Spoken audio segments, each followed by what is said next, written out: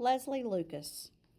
I'm starting to feel like I know Janelle, at least a little, and Loopy, and Gloria, and Reynard. Before Open Mic Fridays, I hardly knew anybody in this school at all. Big surprise. What could I possibly have in common with these kids? I must have asked myself that question a million times a day when I moved here. I'm white. They're black and Hispanic. I grew up in Westchester County. They grew up in New York City. I like Sheryl Crow. They like Lauryn Hill. Except for Reynard and Devon, who are into jazz. It's like we come from two different planets. But hey, it's not my fault. I didn't choose to be here. If it weren't for my mom up and dying on me, I'd still be back in Ossining with my friends. I miss my friends. That's why I hated moving here. I knew I wouldn't have anybody to talk to when it hurts. And it hurts all the time. Missing Mom, I mean. I was full up with loneliness for her a few weeks ago. It's one of those moments that come from out of nowhere, when you all of a sudden feel something reach inside your chest, grab your heart, and squeeze till you can hardly breathe. I was in the girls' locker room at the time, and for a minute I wheeled around like Uncle Donnie does when he's drunk. That's when I bumped into Portia Johnson. Portia Johnson has the reputation for being a little touched in the head. In freshman year, she'd beaten the snot out of a girl who had pushed her too far. They say it took 4 people to pull her off the other girl. Everybody had pretty much steered clear of her since then. This is who I bump into. "Hey, watch it," she said. "Sorry," I told her. "You got that right. Why don't you sorry yourself on out of here?" Usually this would be the cue for me to make myself invisible, but I was hurting too bad and I was not in the mood.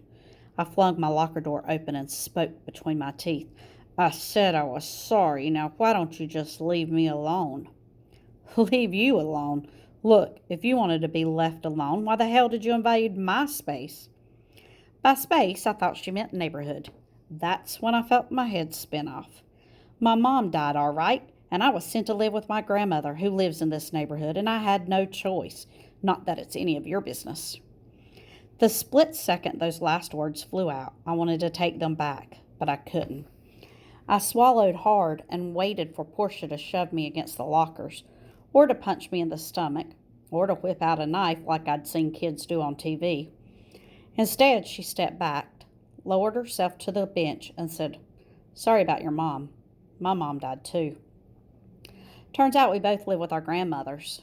For a long time, she put off telling me what her mom died from. My mom died of cancer, which was no big secret, but hers died from a drug overdose. Portia thought that would make a difference, but when I found out, I told her it made no difference at all. Dead is dead, and lonely is lonely, and they both stink. All that matters, I told her, is that we're friends, and we are. I'm lucky. I was on my way to being like Amy Moskowitz, the one girl in class almost nobody knows anything about. She cuts herself off, hardly ever speaks or lets anyone in. She seems to be happy by herself, but I need to hear somebody's voice besides my own. I'm not as strong as she is, and now I don't have to pretend that I am. Open Mic Fridays help. We kind of have our own little clique now. The whole school knows who we are, that we're the poets. It's weird. For the first time in my life, I'm part of a group that's cool. Who would believe it? Last month, Mr. Ward gave our class an assignment to write a poem about what frightens us most in honor of Halloween. A year ago, I might have written about something silly like ghost, which I don't believe in. And even if I did, ghost would not be at the top of my list. The scariest thing I can think of now is being all alone in the world. Open Mic, Common Ground by Leslie Lucas. On the dark side of the moon, where death comes sooner than expected, at the edge of heartbreak, we both take a leap into the unknown. At the center of loneliness, we dip into a pool of tears and thrash around, desperate not to drown.